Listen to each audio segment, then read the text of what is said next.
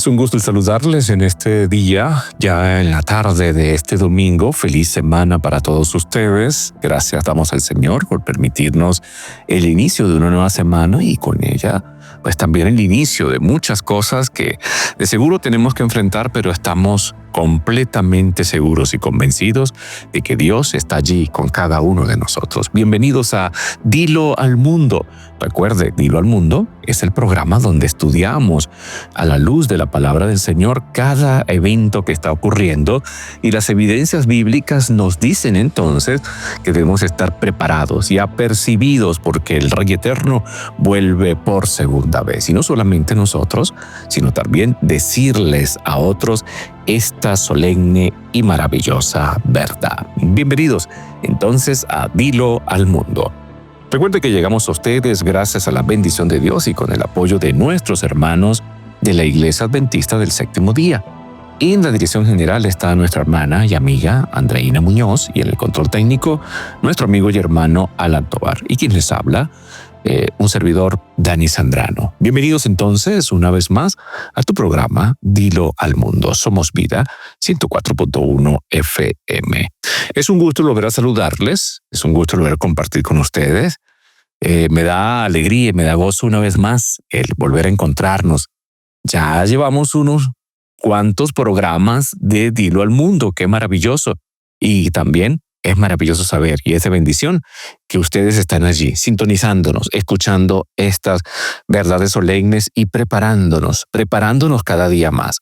Recuerde, mi querido hermano, que es una gran misión, una misión grande, loable, maravillosa, el hecho de nosotros poder compartir con otros el mensaje de la esperanza de la segunda venida de Cristo Jesús. En nuestro último programa, iniciamos entonces hablando de qué es el Evangelio Eterno. Recuerde que estamos iniciando en la apertura de Dilo al Mundo, estudiando el mensaje maravilloso de los tres ángeles. Así que vamos a orar. Vamos a orar para iniciar entonces nuestro programa en la tarde de hoy. Querido Señor, gracias te damos por tu amor, gracias por tu bondad y tu misericordia. Pedimos, Padre Celestial, tu bendición. Y al estudiar tu palabra, pedimos que seas tú hablando a nuestras vidas. Perdona, Señor, nuestros pecados, te lo pedimos en el santo nombre de Cristo Jesús, nuestro Señor y nuestro Salvador. Amén y amén. Vamos a recordar algunas cosas que hemos estudiado. Apocalipsis 14, 6 y 7. Ahí nos encontramos. Vi volar por el medio del cielo a otro ángel que tenía el Evangelio Eterno para predicarlo a los moradores de la tierra, a toda nación, tribu, lengua y pueblo, diciendo a gran voz: temed a Dios y dadle gloria, porque la hora de su juicio ha llegado, y adorad a aquel que hizo el cielo, la tierra, el mar y las fuentes de las aguas. Fíjense que ya hemos estudiado y vimos que esta es la primera vez o la única vez que el apóstol Juan utiliza la palabra evangelio en sus escritos. Ahora, si nosotros hablamos de etapas, pudiéramos hablar de etapas del evangelio, recordemos, entonces estamos hablando que fue diseñado por el Padre y el Hijo en los siglos de la eternidad, y fue revelado por primera vez a Adán y a Eva después que entró el pecado. Se simbolizó en el sistema de ofrendas y sacrificios del Antiguo Testamento. Cristo cumplió el sistema ritual del Antiguo Testamento. El cielo lo celebró cuando Jesús regresó al cielo en su resurrección. Y es necesario recibir entonces los beneficios del Evangelio para ser salvos. Y esa recepción del Evangelio conlleva obligaciones. ¿Cuál es la tarea? ¿Cuál es la obligación? Predicar el Evangelio a todo el mundo. Y el Evangelio será el tópico de estudio del pueblo de Dios por la eternidad. Y recuerde que el Espíritu Santo nos capacita para que nosotros no solamente podamos entender el Evangelio eterno, sino también comprender y capacitarnos para predicar a otros también. Ahora, ¿por qué es eterno? Bueno, porque se formuló en los siglos de la eternidad, pero se implementó cuando Jesús se ofreció en lugar del pecador. Primera de Pedro 1, 18 al 20 dice: sabiendo que fuiste rescatados de vuestra vana manera de vivir, la cual recibiste de vuestros padres, no con cosas corruptibles como oro o plata, sino con la sangre preciosa, la muerte de Cristo, como de un cordero sin mancha y sin contaminación, su vida perfecta, ya destinada desde antes de la fundación del mundo, pero manifestado en los postreros tiempos por amor de vosotros. Interesante texto. Ahora mire lo que dice Romanos 16, versículos 25 y 27. Ahí se nos habla que el Evangelio se diseñó en los siglos de la eternidad y se mantuvo oculto hasta que fuese necesario implementarlo. Leo para ustedes Romanos 16, 25 al 27. Y al que puede confirmarnos según mi Evangelio y a la predicación de Jesucristo, según la revelación del misterio que se ha manifestado, que se ha mantenido oculto desde tiempos eternos, pero que ha sido manifestado ahora y que por las escrituras de los profetas, según el mandamiento del Dios eterno, se ha dado a conocer a toda la gente para que obedezcan a la fe. Al único y sabio Dios sea gloria mediante Jesucristo para siempre. Amén.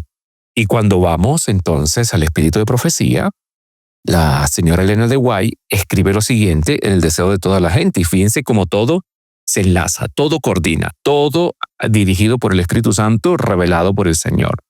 Cito para ustedes el deseo de toda la gente, la página 121. Las palabras "aún no ha venido mi hora" indican que todo acto de la vida terrenal de Cristo se realizó en cumplimiento del plan que había existido desde los días de la eternidad. Antes de venir a la tierra, el plan estuvo delante de él, perfecto en todos sus detalles. Pero mientras andaba entre los hombres, fue guiado paso a paso por la voluntad del Padre. En el tiempo señalado no vacilaba en obrar. Con la misma sumisión, esperaba hasta que llegase el tiempo. Todo se realizó conforme a la voluntad del Dios eterno. Y gracias a Dios, mis queridos amigos y mis queridos hermanos de Vida 104.1 FM, gracias a Dios, a nosotros nos alcanzó los confines de los tiempos, pero nos alcanzó el Evangelio eterno. Usted y yo respondimos al llamado del Espíritu Santo. Y hoy estamos aquí entonces consolidando, estudiando y recordando que en Cristo Jesús tengo salvación y tengo vida eterna.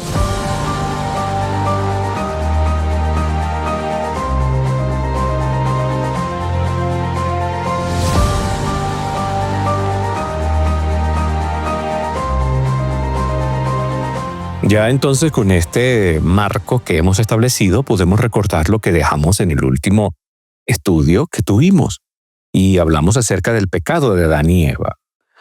El pecado despojó al hombre del manto de luz espiritual y física que Dios había colocado en ellos. Recuerde que cuando Adán y Eva pecaron, perdieron ambos mantos y quedaron espiritualmente y físicamente desnudos. Entonces fueron abiertos los ojos de ambos y conocieron que estaban desnudos. Ahora, el manto de luz física indicaba que el hombre tenía un manto espiritual de justicia. Cuando el hombre pecó, perdió primero su manto de luz espiritual y al perder el manto espiritual, perdió también el físico. La desnudez entonces de su cuerpo indicaba que el hombre había quedado desnudo espiritualmente de su alma. Podemos leer una cita maravillosa, dice: pero cuando entró el pecado, rompieron su relación con Dios y la luz que los había circundado se apartó. Palabras de Vida del Gran Maestro, la página 252. Por eso es que ellos buscan hacer hojas de higuera, hacer allí como un delantal, un manto, algo así de hojas de higuera para cubrirse, como lo dice Génesis 3:7. Entonces cosieron hojas de higuera y se hicieron delantales. Ahora, ¿qué representan las hojas de higuera? Pues representan, ¿no?, las excusas que ofrecieron Adán y Eva para justificar su desobediencia. No había nada que pudiera justificar el hecho de haber violado la voluntad de Dios. Y Dios había sido claro con ellos. Vamos a leer un comentario bien interesante y dice lo siguiente: mas Jehová Dios llamó al hombre, pero esto es bíblico, vamos a leer la Biblia primero, Génesis 3:9 al 13, mas Jehová Dios llamó al hombre y le dijo: ¿dónde estás tú? Y él respondió: oí tu voz en el huerto y tuve miedo porque estaba desnudo y me escondí. Y Dios le dijo: ¿quién te enseñó que estaba desnudo? ¿Has comido del árbol que yo te mandé no comieses? Y el hombre respondió: la mujer que me diste por compañera me dio el árbol y yo comí. Entonces Jehová Dios le dijo a la mujer: ¿qué es lo que has hecho? Y dijo la mujer: la serpiente me engañó y comí. Fíjense que al final de cuentas, ¿quién había hecho a la mujer? Dios. ¿Quién había hecho a la serpiente y los animales? Dios. Entonces al final de cuentas, Adán y Eva le estaban echando la culpa a Dios. Le estaban echando la culpa a Dios de su desobediencia. Y hoy, apreciados hermanos, ocurre algo maravilloso Y algo interesante, digo maravilloso porque quien reconoce la necesidad de Cristo Jesús, quien reconoce la necesidad del Salvador, quien reconoce que necesita de un Salvador, pues sencillamente no alcanza la salvación en su vida. Pero quien no lo reconoce, y esa es la parte interesante, termina echándole la culpa a Dios. No, la culpa es de Dios porque entonces el pecado, porque pasó esto, porque ocurrió aquello, porque pasó lo otro, cuando no debería de ser así, mi querido hermano. Hoy nosotros estamos llamados a entender, a comprender y a recordar siempre que solo en Cristo Jesús hay esperanza de salvación, pero necesitamos dejar de andar haciendo nuestros trapos de inmundicia, nuestras hojas de higuera, debemos dejar de andar cosiendo nuestros esfuerzos, presentándolos allí. No, para poder ser salvos, dejemos que Dios haga por nosotros lo que nosotros no podemos hacer, y es salvarnos. ¿Recuerda usted el concepto de la justificación por la fe? La justificación por la fe es el acto de Dios que toma nuestro orgullo, que toma nuestra suficiencia, que toma nuestras obras, que toma todo lo que nosotros queremos ser y lo aplaca allí y lo lleva al suelo. Allí lo aplasta, allí lo destruye. ¿Para qué? Para poder darnos salvación. Recuerde que necesitamos un cambio de vida, necesitamos un nuevo nacimiento, necesitamos experimentar la vida eterna. Y para que eso ocurra, mis queridos hermanos, pues definitivamente necesitamos permitir que sea el Señor el que nos vista, el que nos dirija, el que nos guíe, el que nos llene espiritualmente. ¿Dónde estás tú? En el contexto del Evangelio eterno es la pregunta que se nos hace. ¿Dónde estás tú con respecto a la esperanza en Cristo Jesús? ¿Dónde estás tú con respecto a la esperanza en el Salvador? ¿Dónde estás tú con respecto a la esperanza de vida eterna? Las hojas de higueras, dice la Review Herald del noviembre 15 de 1898, las hojas de higueras representan los argumentos que se fabrican para cubrir la desobediencia. Cuando el Señor atrae la atención de los hombres y las mujeres a la verdad, entonces comienza la fabricación de los mantos de higuera para cubrir la desnudez del alma. Pero no se cubre así la desnudez del pecador. Excusas ofrecemos todo. Es que soy débil de naturaleza, es que las atracciones del mundo son demasiado fuertes, es que el enemigo me tentó y es el que tiene la culpa. Mis padres me dieron mal ejemplo, nací así, está en mis genes. La culpa la tiene el esposo, la culpa la tiene la esposa que Dios me dio. Crecí en un medio ambiente malo. Entonces, ¿qué causa el pecado? El pecado causa desnudez espiritual, desnudez física, la cual me lleva literalmente a la desnudez de la muerte. Es decir, no tengo ningún tipo de esperanza. Por eso es, mis queridos hermanos, que cuando se pronuncia la primera sentencia por el acto de desobediencia, allí se establece lo que tiene que ver con la realidad que el hombre tenía que enfrentar ahora. Dice Génesis 3:19, vamos a analizar este texto una vez más. Dice, con el sudor de tu rostro comerás el pan hasta que vuelvas, escuche o lea, vuelvas a la tierra, porque de ella fuiste tomado, pues polvo eres y al polvo volverás. Entonces, la ley de Dios exige justicia perfecta. Esa se logra cuando, por su gracia, por su amor y por su justicia, obedecemos. Si no le ofrecemos a la ley la perfección que exige, ¿cuál es el resultado? El pecado. Y 1 de Juan 3:4 dice, todo aquel que comete pecado infringe también la ley. Pues el pecado es infracción de la ley. Entonces, si pecamos, ¿qué pasa? Pues la ley exige la sentencia de muerte. Romanos 6:23, porque la paga del pecado es muerte. Romanos 5:2, por tanto, como el pecado entró en el mundo por un hombre y por el pecado la muerte, así la muerte pasó a todos los hombres por cuanto todos pecaron. Y todos han pecado, por lo tanto todos estamos bajo la sentencia de muerte. Romanos 3:23, Romanos 3:10. Como está escrito, no hay justo ni aun uno, por cuanto todos pecaron y están destituidos de la gloria de Dios. Entonces, ¿cuál es la solución que tenemos? Pues allí entra entonces, apreciados hermanos, lo que tiene que ver con el plan de salvación, con la promesa gloriosa hecha por Dios, donde Dios le prometió a Adán y Eva que la simiente de la mujer le aplastaría la cabeza a la serpiente. Ahora, le hago una pregunta. ¿Cuál acto le aplastaría la cabeza a la serpiente?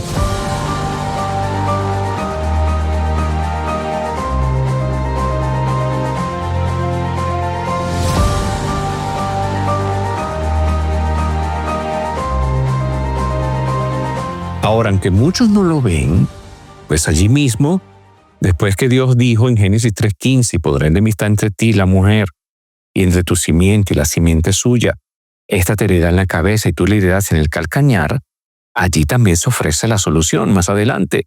Génesis 3:21. Mira lo que dice: Jehová Dios hizo al hombre y a su mujer túnicas de pieles y los vistió. Vamos a volver a leer el texto. Y Jehová Dios hizo al hombre y a su mujer túnicas de pieles y los vistió. La respuesta es que ese mismo día se sacrificaron víctimas y con las pieles Dios cubrió la vergüenza de la desnudez de Adán y Eva. En el instante en que Adán y Eva se dio la tentación de Satanás e hizo lo que Dios le había mandado que no hicieran, Cristo, el Hijo de Dios, se interpuso entre los vivos y los muertos y dijo: que caiga el castigo sobre mí. Yo tomaré el lugar del hombre. Dadle otra oportunidad. La transgresión colocó a todo el mundo bajo la pena de muerte, pero en el cielo se escuchó una voz que dijo: he hallado un rescate. Eso está en la Biblia Eco, mayo 21 de 1900. Entonces, solo el que creó a Adán y Eva, solo el que creó a todos, podía ofrecer vivir y morir en lugar de todos. Entonces, Jesús creó a todos los seres humanos y por lo tanto es responsable de la existencia de ellos. Solo Él podía ofrecer tomar el lugar de todas sus criaturas. En el principio era el Verbo y el Verbo era con Dios y el Verbo era Dios. Este era el principio con Dios. Todas las cosas por Él fueron hechas y sin Él nada de lo que ha sido hecho fue hecho. El Verbo fue hecho carne y habitó entre nosotros. Usted conoce esas citas, Juan 1, versículos 1 al 3 y versículo 14. Ahora, fíjense que Dios estableció el sistema de sacrificios y ofrenda. Prefiguraba la venida del Cordero de Dios, del Cordero eterno. Y entonces el justo vendría a morir por el pecador. Por eso, por la sangre de los toros y los corderos, los machos cabríos, los sacrificios que ellos hacían, no se podía quitar el pecado. ¿Por qué? Porque todo apuntaba a Cristo, el Dios eterno. Por eso Pablo dice en Hebreos 4:15, dice: porque no tenemos un sumo sacerdote que no pueda compadecerse de nuestras debilidades, sino uno que fue tentado en todo, según nuestra semejanza, pero sin pecado. Y Hebreos 7:26 nos habla de que Jesús fue el sacerdote sin mancha, porque tal sumo sacerdote nos convenía, santo, inocente, sin mancha, apartado de los pecadores y hecho más sublime que los cielos. Mire lo que dice el apóstol Pedro, hablando de la víctima sin mancha, hablando del Cordero de Dios, sabiendo que fuiste rescatados de vuestra vana manera de vivir, la cual recibisteis de vuestros padres, no con cosas corruptibles como oro o plata, sino con la sangre preciosa de Cristo, como de un cordero sin mancha y sin contaminación, ya destinado desde antes de la fundación del mundo, pero manifestado en los postreros tiempos por amor de vosotros. Primera de Pedro 1, versículos 18 al 19. Entonces el hombre pecó. Cuando pecó, perdió el manto de justicia espiritual y quedó espiritualmente desnudo. Por haber perdido entonces el manto espiritual, perdió también el manto físico. El resultado final, ¿cuál fue? La desnudez de la muerte. Jesús entonces, ¿qué hizo? Tomó sobre sí nuestros pecados, tomó nuestro lugar, tomó sobre sí nuestra desnudez espiritual, colgó sobre la cruz completamente desnudo y sufrió la muerte, y sufrió la desnudez de la muerte. Ahora, fíjense todo lo que ha hecho Jesús por nosotros. ¿Cómo lo expresa la Biblia? Gálatas 3:13. Cristo nos redimió de la maldición de la ley, hecho por nosotros maldición, porque escrito está: maldito el que es colgado en un madero. Segunda de Corintios 5:21. Al que no conoció pecado, por nosotros lo hizo pecado, para que nosotros fuésemos hechos justicia de Dios en él. Isaías 53:5 y 6. Mas el herido fue por nuestras rebeliones, molido por nuestros pecados. El castigo de nuestra paz fue sobre él y por su llaga fuimos nosotros curados. Todos nosotros nos descarriamos como ovejas, cada cual se apartó por su camino, mas Jehová cargó en él el pecado de todos nosotros. Entonces, si nosotros confiamos en el Señor, si nosotros buscamos al Señor, si nosotros confiamos en Cristo Jesús, Él es nuestro Salvador. Eso es el Evangelio eterno. Si nosotros miramos a Cristo Jesús, si nosotros miramos al Rey eterno, si nosotros esperamos en el Rey Todopoderoso, Él nos dará salvación. Él nos dará su justicia, Él perdonará sus pecados, su vida perfecta y su muerte por el pecado es la solución para todos nosotros. Ese es el Evangelio eterno. En Cristo Jesús hay salvación. Incluso en el cielo se celebró y se celebra el triunfo del Evangelio. ¿Dónde lo dice? Apocalipsis 5, versículos 11 y 12. Y miré y oí la voz de muchos ángeles alrededor del trono y de los seres vivientes y de los ancianos, y su número era millones de millones, que decían a gran voz: el Cordero que fue inmolado es digno de tomar el poder, la riqueza, la sabiduría, la fortaleza, la honra, la gloria y la alabanza. Maravilloso, maravilloso. Maravilloso saber de que en Cristo Jesús tenemos nosotros esperanza. La paga del pecado es muerte, no lo olvide, pero la dádiva de Dios o el regalo de Dios es vida eterna en Cristo Jesús, Señor nuestro. Ahora yo le pregunto, hermano, ¿qué tenemos que hacer? Si somos deudores, si tenemos que arrepentirnos, ¿qué tenemos que hacer? Pues ir a Cristo Jesús. Él es el único que nos puede ayudar. El dueño de un banco, dice una historia, por misericordia y gracia, decide entonces establecer una cuenta con suficiente capital para pagar las deudas de todo ser humano en el planeta Tierra. Imagínense que eso ocurriera. Y deposita en la cuenta suficiente capital para pagar la hipoteca, las tarjetas de crédito, los préstamos educativos, las tarjetas de almacenes por departamento, las cuotas de carro y todas las demás deudas. Pero ¿de qué valdría eso sin que nadie sepa cómo está disponible? Así que el dueño del Banco Mundial anuncia por todos los medios, por palabra, por televisión, por radio, por internet, por prensa, por Facebook, por Instagram, por todos los medios, la buena noticia de que hay suficiente capital para saldar la totalidad de la deuda de todos los seres humanos. Y dice, no hay razón para quedarse endeudados. Pero hay una condición. Los deudores tienen que arrepentirse de haberse endeudado, confesar que hicieron mal y venir al banco confiando que el dueño en verdad está dispuesto a saldar su deuda. Si escogen no venir al banco, se quedan endeudados, a pesar de haber suficiente capital para cancelar todas sus deudas. Así es la obra de Cristo, así es el Evangelio eterno.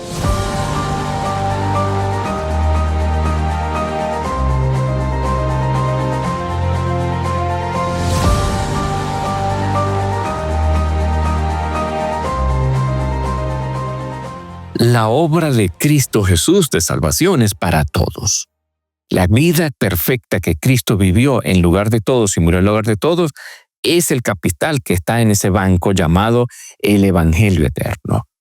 Pero la obra que hace Jesús en el santuario celestial es individual y personal. Entonces, solo aquellos que se arrepienten de haberse endeudado, confesamos que hicimos mal y confían en la vida y la muerte de Jesús, recibirán el perdón de sus deudas. Entonces, durante casi los últimos 2000 años, Jesús ha estado recibiendo clientes en el santuario celestial. Después de adquirir los beneficios de la salvación en la tierra, Jesús los aplicó a los penitentes en el lugar santo del santuario celestial. Vea lo que dice Hijas e Hijos de Dios, la página 24. Dice, Cristo se ha comprometido a ser nuestro sustituto y garante, y no pasar por alto a nadie. Hay un fondo inagotable de obediencia perfecta que proviene de su obediencia. En el cielo, sus méritos, abnegación y sacrificio propio se atesoran como incienso, que se ofrecen juntamente con las oraciones de su pueblo. Cuando las oraciones sinceras y humildes de los pecadores ascienden al trono de Dios, Cristo mezcla con ellas los méritos de su propia vida perfecta de obediencia. Entonces nuestras oraciones resultan fragantes gracias a este incienso. Cristo se ha comprometido a interceder en nuestro favor y el Padre siempre oye al Hijo. Ahora, ¿no le parece a usted interesante que esto concuerda con lo que dice Juan 3:16? De tal manera amó Dios al mundo que ha dado su Hijo unigénito para que todo aquel que en Él crea, vuelvo a repetirlo, para que todo aquel que en Él crea no se pierda, mas tenga vida eterna. ¿Qué es lo que tiene que hacer el hombre? Creer en el Señor. Hechos 2:38, mire cómo Pedro le dice a las personas después que escucharon el tema que él expresó, el sermón que él expresó. Cuando le dijeron, ¿y ahora qué vamos a hacer? Entonces ellos dijeron, arrepentíos y bautícese cada uno de vosotros en el nombre de Jesucristo para perdón de los pecados y recibiréis el don del Espíritu Santo. Arrepentíos, arrepentíos. Arrepentirse hay que tomar una decisión. Hechos 5:31. A Dios ha exaltado con su diestra por príncipe y salvador para dar a Israel arrepentimiento y perdón de pecados. ¿A quién? A Cristo Jesús. Tenemos que ir a Cristo. Hechos 10:43. De este dan testimonio todos los profetas, que todos los que en él creyeren recibirán perdón de pecados por su nombre. Hebreos 7:25, por lo cual también puede salvar perpetuamente a los que por él se acercan a Dios, viviendo siempre para interceder por ellos. Primera de Juan 1:9, si confesamos nuestros pecados, vuelvo a repetirlo, si confesamos nuestros pecados, Él es fiel y justo para perdonar nuestros pecados y limpiarnos de toda maldad. Primera de Juan 2:1, hijitos míos, estas cosas escribo para que no pequéis. Si alguno hubiere pecado, abogado tenemos para con el Padre, a Jesucristo el justo. Ahora, escuche esta cita. Vea todos los textos que leímos y ahora vea cómo lo expresa la señora Elena de White. Fe y Obras, página 110. En la justicia de Cristo, lo que hace es la justicia de Cristo, lo que hace que el pecador penitente sea aceptable ante Dios y lo que obra su justificación. No importa cuán pecaminosa haya sido su vida, si cree en Jesús como su Salvador personal, está parado delante de Dios con las vestiduras inmaculadas de la justicia imputada de Cristo. La fe por la cual vivo. Página 109. La gracia de Cristo justifica gratuitamente al pecador sin mérito o reclamo de su parte. La justificación es el perdón pleno y completo del pecado. El mismo instante en el que el pecador acepta a Cristo por la fe, recibe el perdón. Se le imputa la justicia de Cristo y ya no debe dudar en cuanto a la gracia perdonadora de Dios. Gálatas 3:26-27. Pues todos sois hijos de Dios por la fe en Cristo Jesús, porque todos los que habéis sido bautizados en Cristo, estáis revestidos del Señor.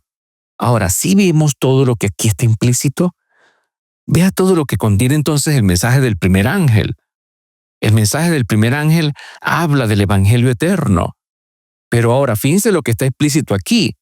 Temed a Dios y darle gloria, dice el mensaje del primer ángel, ¿no? Pero recuerde que estamos estudiando la primera parte que habla. La Biblia nos muestra y nos dice que vi volar por el cielo a un ángel. ¿Y qué tenía ese ángel? Tenía el evangelio eterno. ¿Para qué? Para predicarlo a todos los moradores de la tierra, a toda nación, pueblo, tribu y lengua. Vea todo lo que aparece allí. Todo lo que está implícito allí, todo lo que hemos estudiado, mis queridos hermanos. Ahora, qué interesante que el evangelio exige cambios en nuestra vida. Entonces afectará cómo hablamos, qué comemos, qué bebemos, cómo usamos nuestro tiempo, qué vemos, qué oímos, qué lugares frecuentamos, cómo usamos nuestro dinero, cómo tratamos a otros. Muchos cristianos enfatizan tan solo los beneficios del evangelio y no están dispuestos a cumplir con los requisitos del mismo. Ven el evangelio como una forma barata, ¿no?, de escapar a la condenación sin un cambio de vida. Y en efecto, Cristo pagó todo. Cristo pagó todo para que usted y yo podamos hoy tener esperanza de salvación. Permítame leerles Tito 2:11 y 14. Porque la gracia de Dios se ha manifestado para salvación a todos los hombres, enseñándonos que renunciando a la impiedad y a los deseos mundanos, vivamos en este siglo sobria, justa y piadosamente, aguardando la esperanza bienaventurada y la manifestación gloriosa de nuestro gran Dios y Salvador Jesucristo, quien se dio a sí mismo por nosotros para redimirnos de toda iniquidad y purificar para sí un pueblo propio, celoso de buenas obras. Efesios 2:8 y 9. Porque por gracia sois salvos, por medio de la fe, y esto no de vosotros, pues es don de Dios, no por obras, para que nadie se gloríe. Efesios 2:10. Porque somos hechuras suyas, creadas en Cristo Jesús, para buenas obras, las cuales Dios preparó de antemano para que anduviésemos en ella. Y eso son palabras de esperanza. Son palabras maravillosas. Ese es el evangelio que nosotros debemos de predicar. Ahora, no solo predicar, sino también debemos nosotros vivirlo. Ese evangelio es el que tenemos que vivir. Vivir por la fe en Cristo Jesús, vivir por la gracia en Cristo Jesús, vivir conforme a su voluntad, vivir conforme a su amor. Y hoy dar testimonio de que el evangelio cambia, transforma los corazones y que nos da una esperanza gloriosa, la esperanza de decirle al mundo, Cristo vuelve en las nubes de los cielos. Que Dios te bendiga. Feliz semana para ti y no olvides, aferrémonos cada día a esa esperanza gloriosa. Vivámosla y vamos a anunciar la venida de Cristo Jesús.